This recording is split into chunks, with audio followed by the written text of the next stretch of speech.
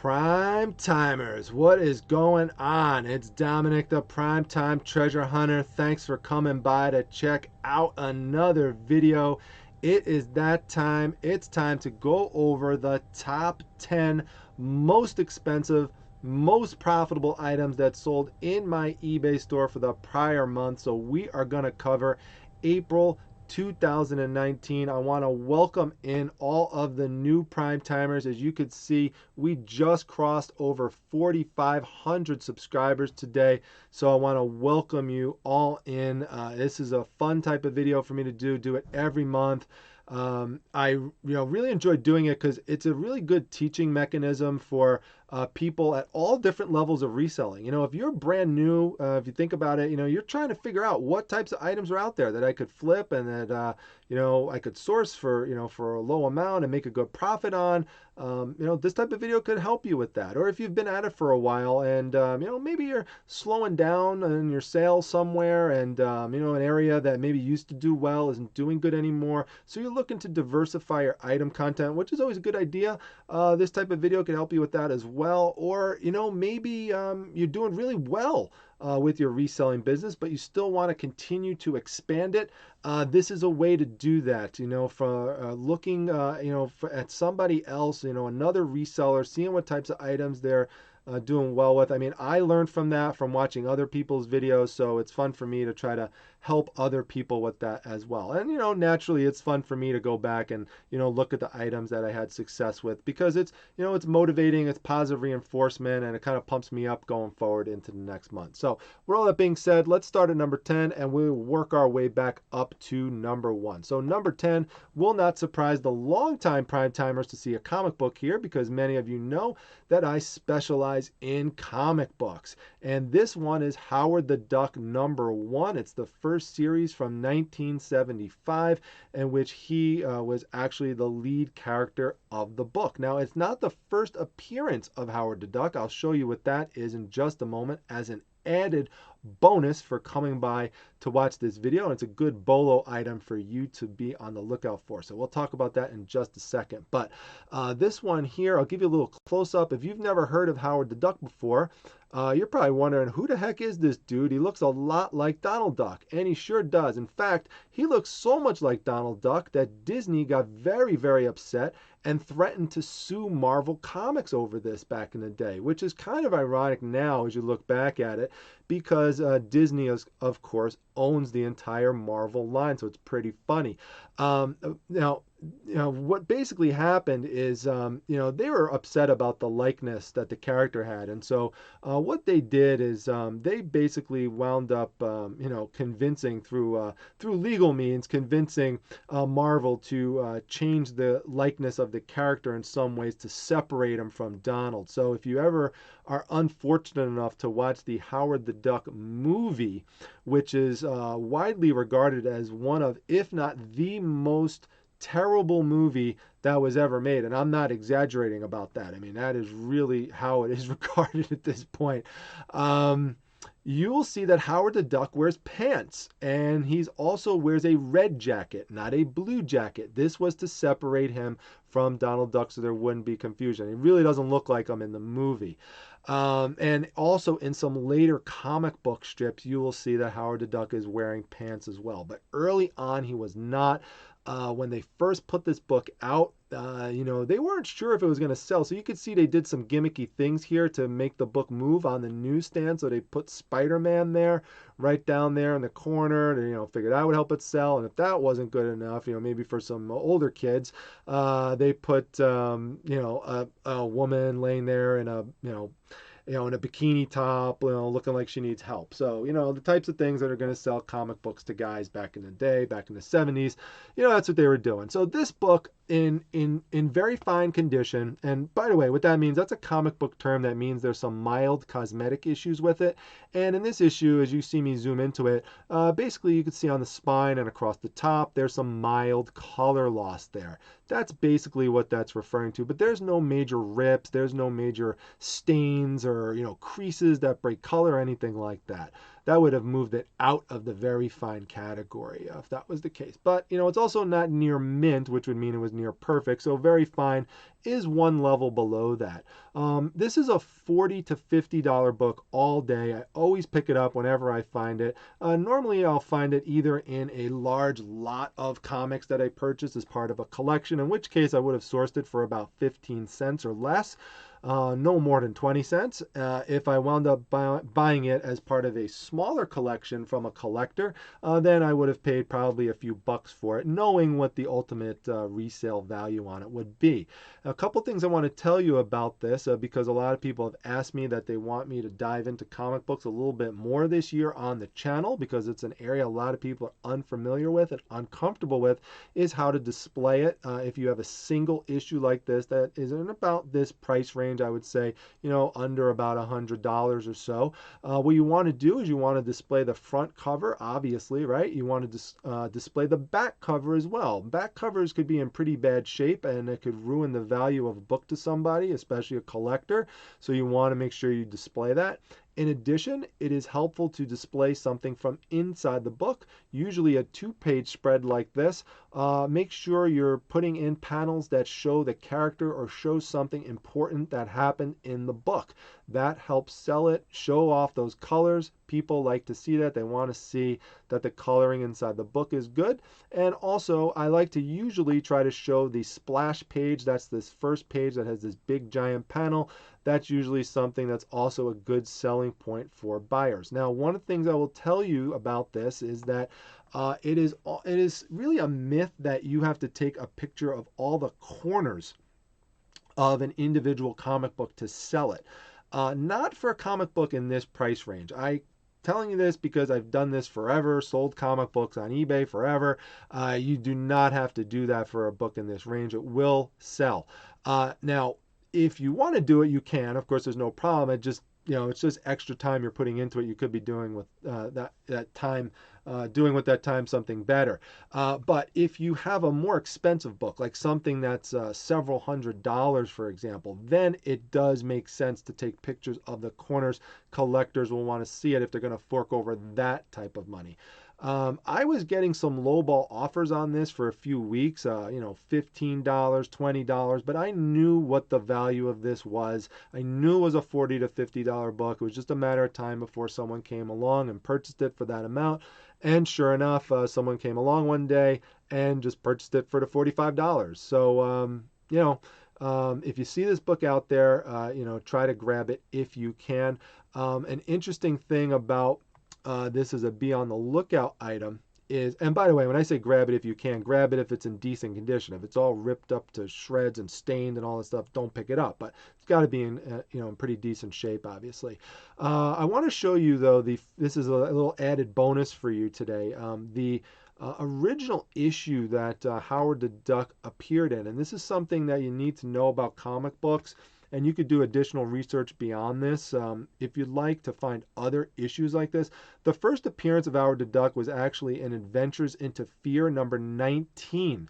This came out in the early 1970s. If you could find this book in decent condition, it will sell for $175, somewhere around that range, $170. And it has zero to do with Man-Thing being on the cover. Nothing at all. It has to do with that it is the first appearance issue of Howard the Duck. And this is what he looked like in his first appearance right there in the book, smoking that cigar. You know, that, you know, still there, kind of look a little bit like Donald Duck, but looks a little angrier.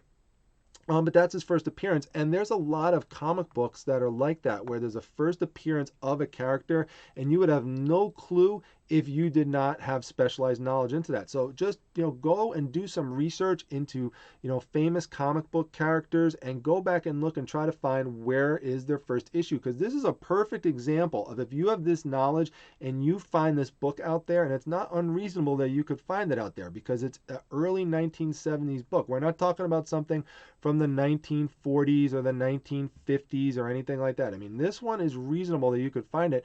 You could get this from somebody who doesn't doesn't know better, you could get this book, get it for a cheap price, and flip it for, $100 or more if it's in pretty decent condition. So that's just something I wanted to pass on to you about comic books, that the first appearance is not always the number one issue. It's usually, not usually, but a lot of times it's in another, another comic book somewhere. So that's that. So now let's move on to this next item. This is number 9, and the rest of these I'm not going to focus as much on the individual item as I did on that one, but I just want to talk about that a little because that's again, because it's a comic book and people are asking for more info on comics. This is a Singer sewing box. I actually found this in the original box, which I could show you. I think I have that right here. There you go, right there. That's the original box. I actually found this at a garage/estate sale. It was just sitting outside under a tent. I got it for a few bucks. It was in one of my sourcing videos. The thing that drew it to me is that it had the Singer name on it, which is obviously, the most famous name in the sewing industry, but also the fact that it was wooden and it had all these little compartments. In fact, this is probably a really good example of it right here, of this accordion fold out. You could see all the different drawers here to the side that spread out like that. Whenever you see wood items that have intricate drawers and stuff that, that pull out and stuff like this, and then it had all these like little accessories, and it had like these little scissors inside of it, and a little bag. None of it was open. It was brand new. This was a no-brainer for me to pick up. It even came, if you look over here, it came with a bunch of little threads, these little spools. Now this kind of gives me a little bit of angst looking back at it, because as you could kind of tell from that plastic that's around it, it's so thin, and as a result of that, it just kind of tore very easily, and so the spools just wound up going all over the place, like coming out of the bag, and it was kind of a pain to get it back in there and tape it up so that it looked good for the display photo. But this did not take long to sell. I did wind up taking a best offer on it. Someone offered me 40 and I wound up selling it for 45. So there's two $45 items right there. Okay, and by the way, these are the, just to, prove to you or show you the Adventures into Fear. These are the, from the prior item, I was showing you the Howard the Duck number 1 appearance. You could see right here, these are sold prices, $175 plus $350 shipping, $161 free shipping. So you could see it does sell for a good price range. I'm sorry that was kind of out of order there, but anyway, let's move on to number 8. Now, I'm not going to zoom in on this because I'm going to get in trouble if I do that, but this is a lot of 13 adult comic books. These are X-rated comic books inside. The front covers are, okay. They're not too bad. It's the inside where really all the issues are in terms of, X-rated content. So this is not going to be something that's for everybody. It's called Cherry Pop-Tart, Cherry Comics. There's all different kind of cherry-related names for it for obvious double entendre reasons. Now, this is, if you found these books and you put them on the regular eBay site, and you were able to keep the books there and have them listed and sell them, they will sell for a lot more than what I sold these for. I mean, I wound up taking a best offer and selling these for 50 bucks, but they could sell for double that on the main eBay site. The problem is that I had one of these books up, and eBay took it down. Even though there was nothing X-rated about the cover, they still took it down and said it was adult content, which it is. And so I just moved it over to the adult side of eBay. The problem with the adult side of eBay is that not too many people know about it, and some people don't know how to search it, and so it's harder to find items there. And generally what I've found is that the same type of item that gets listed on the regular eBay page, the non-adult only section, it will not sell for anywhere near that price in the adult version of eBay. At least that's been my experience. If anyone else has had different experiences, let me know.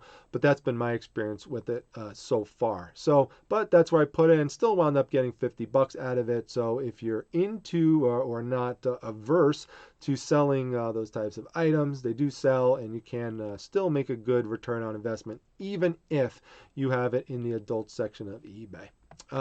All right, moving to some non-adult related items. We have He-Man and Battle Cat. The selling points for this item is one, that they're paired together. He-Man naturally goes with Battle Cat. I'll get some different items here for you. This is from the Masters of the Universe. These are 1981 and 1983 figures. He-Man being the 81, Battle Cat being the 83.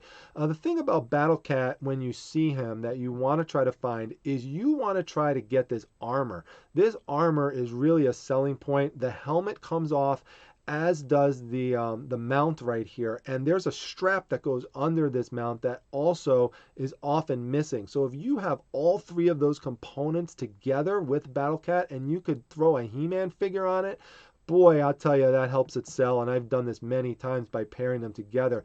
Even though the He-Man figure has some defects with it, his strap, which you can't tell here, but his strap on the back doesn't snap on perfectly. In addition, you could see from the front here, if you know about these toys, that he's missing his accessories. He's missing his sword. He's missing his shield. Also, his hair is, there's missing some color there. There's some color loss on the eyebrows. So there's some flaws with him, but despite all of that, there you could see the underbelly as well there with the strap. Despite all of that, I wound up selling this for $60, and I wound up just getting these for peanuts from a big giant Masters of the Universe collection that I purchased. And I purchased several of them, and I just, combined them in different ways like this sometimes to maximize the resale value on it. So, if I had the accessories and stuff for them, it would have sold for more. But, it's just how the cookie crumbles sometimes. You don't always have the accessories, so sold it for $60. Good return on investment. This is something that you really want to look into. I did this as a be on the lookout item of the day in my Facebook group recently. This is part of the Dungeons and Dragons series. In general, a couple things. If you see Dungeons and Dragons and the TSR name anywhere, although this is done by Wizards of the Coast, that's what WTC means. But if you ever see the word TSR, I've talked about that before, that's a publisher. Go pick that up. Or Dungeons and Dragons hardcover books. Definitely pick those up as well. In addition to the vintage Dungeons and Dragons 80s and 70s books, those also sell very well. You'll see another example of this a little bit later on. This one may look familiar to you because I highlighted it recently, not only in the Facebook group, but it was in one of my recent sourcing videos from the big pallet that I have in my garage, actually several pallets. Now it's down to one, but it was two from that storage unit purchase that I made. Thing you got to pay attention to about this one, not only is it Dungeons and Dragons, but you see Count Dracula on there because this is part of the Ravenloft series. It's a very popular horror-related series that's done through Dungeons and Dragons. And so when you combine fantasy with horror, that is a big seller. And if you have a really good condition hardcover book like this, it's an easy sell. I am telling you, if you find this book in this condition, it is all day a $65 book. I mean, pretty much guaranteed. And it's sold within days for that price. So very happy about that. In fact, if you go back to the sourcing video where I found this, it's exactly what I predicted, that it would sell for right around that range, and sure enough it did. So Ravenloft Dungeons and Dragons books, very well. And this is something that ships out like $275 shipping or $329 shipping, media mail. So light to ship too because it's a book. Speaking of Dungeons and Dragons, here we go. This is one that I got at an estate sale. You might remember Mrs. Primetime found this one and she knew what to look for because she remembers us going through these Dungeons and Dragons books. And it's a perfect example. I mean, my wife, as great as she is, I mean, she doesn't know anything about Dungeons and Dragons, from when she was younger. She didn't play that, but she just learned from, talking to me and seeing these videos and, seeing the stuff that I'm sourcing. And so when she saw it, she instantly knew that she needed to call me over to take a look at it. And so, this was in just amazing condition and sold. I believe I took a best offer on this one for $74.99, or could have been $60. It was no less than $69.99 on it. So it was somewhere between that $70 and $80. So this was a good one. And then, the printing does affect it. So it's a 6 printing. If it was first printing, obviously would have sold for more. But 6 printing, you could still sells well. Those early 80s Dungeons and Dragons books, I mean, they're just, again, even if they was in terrible shape, it still would sell. So D&D, great items to go out there and look for. Now, religious items. I do very well with religious items. I particularly do well and look for Virgin Mary statues, particularly chalkware ones. I've sold one in the past, not this one, but a different one. I sold for $175. This one here I wound up selling for $69.99, sold for that price. I dealt with low ballers on this thing for months. This is one of these items where I actually had it for $69.99. I had about 13 watchers on the item, and it went right to the very end and no one purchased it. And so it's interesting. I want to share with you what I did with this because it's something that independently I saw Don the auction professor, who I've had and interviewed on my channel before. You should go watch that video and go follow Don because he's awesome. But Don talked about, I never heard another person say this before, another reseller, that he increases the price sometimes. And that's exactly what I do because on an item like this, where I've got an item that I know is desirable and I have 13 watchers on it who will take it to the end and not buy it. What they're doing with you at that point is they're playing a game of chicken with you. That's what they're doing. And so what I do in that situation psychologically is I like to let them know that I know what it's worth. Okay. And so I'll increase the price. I increased the price to $79.99. I made it up to $79.99. And that just basically sent a message to the people who are watching the item. Because now with Good to Canceled, all of the people who are watching the item just basically get continued on into the next cycle. So now they know I really mean business with the item, and they could have got it for lower, but now it's higher. So now they're like, oh no, now it's at a higher price. So then when it got back down, I lowered it by $5 each week. I wasn't going to go lower than the $69.99. Got it down to $69.99, and I believe one of those watchers came in and purchased it. So it wound up eventually selling for that. For that price, which is what I wanted it to sell for. So $70 for that item. What I suggest you do with these religious types of pieces is that you make sure that that first picture evokes emotion in some way. You could see here what I did with this picture is that I made sure that I had the light on it like this. It does have a light underneath it. It's called a TV lamp. Very popular in many Italian American households. They had it displayed up on top of the TV. And it really, my goal here was just to, just make a really just nice spiritual, religious picture that would just draw people in. And I know it worked because that's why I had 13 watchers on the item. And, with an item like that, where you're dealing with, emotions and religiosity, that's something that, someone, it makes it more desirable for people, and it makes them want to spend more on it. They don't mind spending the extra money, because it's something that they could really relate to. It could give them some inner peace if they have the item laying around the house. It could just be something they really want.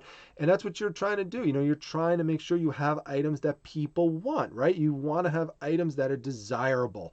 So that's what I did with that item. And, I just took pictures at all different angles, made sure I showed the plug, as you could see there. But you notice now look at this, right? If I would have had this as the first item, I would not have drawn as many people in, right? It's, it's not lit up. When it's lit up and it's religious, that brings a spirituality to it right there. Now, when I'm dealing with items that don't light up, that are Virgin Mary items, what I like to do is I display them outside. I've shown this before in prior videos, and I make sure I have like a nature scene behind me because that also just evokes something, again, very spiritual and earthy about the item that, people could really people could really relate to. It just makes it seem very peaceful having all those nature scenes around. And so again, I go over that in some prior videos if you want to check that out. But so that's a Virgin Mary.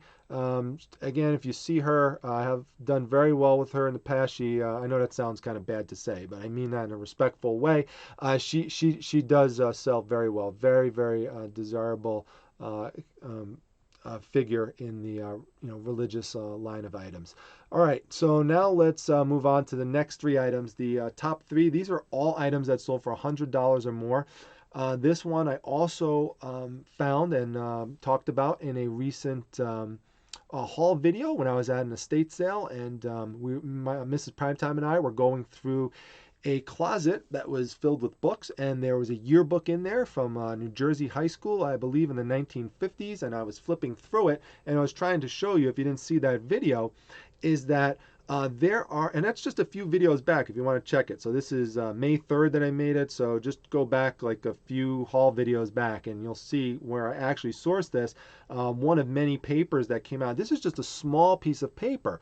Now it says the heart of Coney Island, Luna Park. Now Luna Park, there is a Luna Park now, but the original Luna Park in Coney Island, that burned down in August of 1944. And the thing that's interesting about this is that if you turn it around, because this is an admission pass, what you'll see is it has the date not only stamped on it as July 1944, but it also has it written on there, and there's the names of people who went in there. It also says daddy on it. That's another thing that's going to evoke emotions, because this is now what you have is a story that you could tell, okay? And when I say there's a story you could tell, let's scroll down to the description for a second, because I want you to see what I did with this.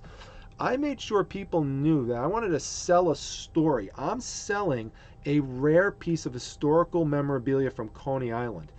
And what I said was the historical significance of this date is that it is weeks before the Great Fire on 8/12/44 that burned down the entire amusement park. And it never opened again. And so this is a real important part that I put in here, okay? Thus, this is one of the last existing pieces of history from someone who actually entered the original park before it was destroyed. That is very powerful, especially to someone who's still alive, who went to that park from when they were younger, maybe had that pass, or maybe it's someone who knows their parent went there and wants to buy it for them to bring those memories back. Nostalgia sells, folks, and stories sell. So do a little bit of research, and remember, use your description section sometimes with these historical pieces to sell a story, not just the actual item. Sometimes you are just selling that story, and it paid off. I put this on in an auction format because it was such a rare, unique piece, and all week it kind of sat at around 11 bucks, 15 bucks, but I knew it was going to happen from back in my old eBay auction days when eBay first started and was auctioned all the way around. I could just tell from the number of people who were following it, watching it during the week. And also, by the way, I was promoting this like crazy. I was promoting it on Instagram. I was promoting it on Facebook. I also contacted the Coney Island Historical Society to let people know and get the word out that this item exists. And it paid off, because at the very end, this thing shot up to $103.50, literally in the last minute. And the person who bought it is actually a known lecturer who people pay money to actually see this guy talk about the history of Coney Island, and he wound up being the person who purchased the piece. And that to me means a lot, because now I know that it went back, where it should go, went back to somebody who's gonna really respect the piece and is gonna use it for teaching, and the person was happy to pay up for it. So it was great to get it out of that closet into the hands of someone who could do something with it. So many different tips related to that item there to help you out. Two more items left. I've talked about this before. Many of you are familiar with it. I have another one right here to my side. I have sold two of these over the last 2 months. Both of them in working condition. One of them sold for $125, and this one sold for $140. Another item that I wouldn't say necessarily got low balls on, but people trying to offer me like under $100 for it, and it's if it works, it should sell for over $100 pretty easily. The interesting thing about this one is that originally it was not working. And what I mean by working is that, and I'll zoom into it here for a moment. I've done, I did a video on Instagram about this. Let me go, here we go. You could see as I zoom down here, you could see here that the left battery component is, pretty faded out there. It, had a patina on it. It was like just rusted out. It wasn't working. When you put the D battery in, it didn't work at all.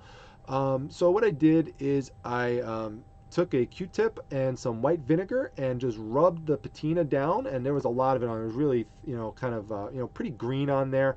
And doing that wound up making the connection work again. So just a Q-tip with a little bit of vinegar, and that was it. And now it turned it from an item that would have clearly, if it didn't work, it would still sell, but it would sell for less than $100 to something that now easily is over $100 piece. And there you go, $140 sale. That is the actual price for it. So it's helpful to carry some D batteries around with you to test these things out. I keep them in the glove compartment of the car in case I ever come across these or similar items. But even if it doesn't work, you could use that as negotiation, and you could, you never know. It really could, when you get home, you use that white vinegar technique with the Q-tip, and you might wind up being able to repair it. So that brings me to my last item, which I have done a complete separate video on, so I won't dwell on this one. Go see my video about these two books. I do a whole entire thing on it. But the long and the short of it, just a quick summary. I wound up getting these. These are the Notre Dame de Paris books, which I wound up getting at a flea market for about $10, and they come from 1930. And they're actually signed inside by Franz Mazzaril, who is a famous artist who did these woodcut inscriptions that look like this right here. He actually made these, again, they're woodcut inscriptions. So that's not actually wood inside, but he made them out of wood, and then they get kind of transferred into the book. And his signature, I wound up figuring out through research, is all the way in the back of the second volume. Let me see if I can find it here so I could show it to you. Where is it? Oh, there it is, right there. It's right on the back of the book there. So let me see if I could get it to come up bigger. There we go. Franz Mazzaril, right there. You can see there it says copy 910 inside. There are only 1,500 copies of this book made. And also on the outside of the book, it's kind of hard to see, but I'll zoom in right there, right at the bottom part. You see where it says Notre Dame de Paris? Then there's a little square around it. Well, right below it, it also says 910. It's very faint, but it matches the number that's inside the book. Well, the hour that the Notre Dame Cathedral started burning, this book sold instantly for $300. And that's just the right timing. I mean, not that it wouldn't have sold without that, but that really helped push up the desirability of it, because Victor Hugo was influenced to, make this book, The Hunchback of Notre Dame, based on his time in the cathedral, in Notre Dame, the Notre Dame Cathedral, and he actually has like extensive writings inside this book about what the cathedral looks like inside. So there's a very strong connection to it, and sometimes news and historical events that occur in real time can push up the value of an item. So it was just right item, right time, $300 sale.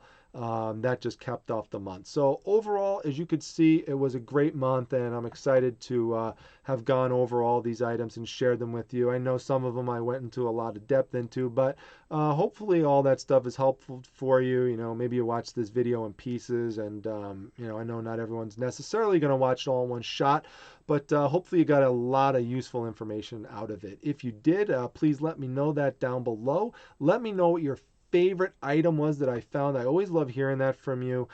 Please let me know that. Hit the like button if you enjoyed the video. Subscribe if you feel like you're getting helpful information out of this. It would really mean a lot to me if you tell someone else about this channel and try to spread the word. Let people know about these videos. Hopefully if it's helping you, it could help somebody else out as well.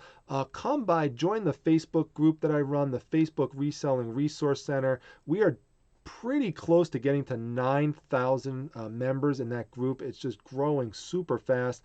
Lots of fun and exciting things in there. I've talked about that in other videos. And also follow me on Instagram. That's at prime_time_treasure. I've got to get ready, got to upload this video, and we are getting ready for a garage sale tomorrow morning. So I might do a video on that, so stay tuned. We'll see. We'll see how it goes, and I hope you enjoyed this video, folks, and I will see you back at the next one. Take care, everyone.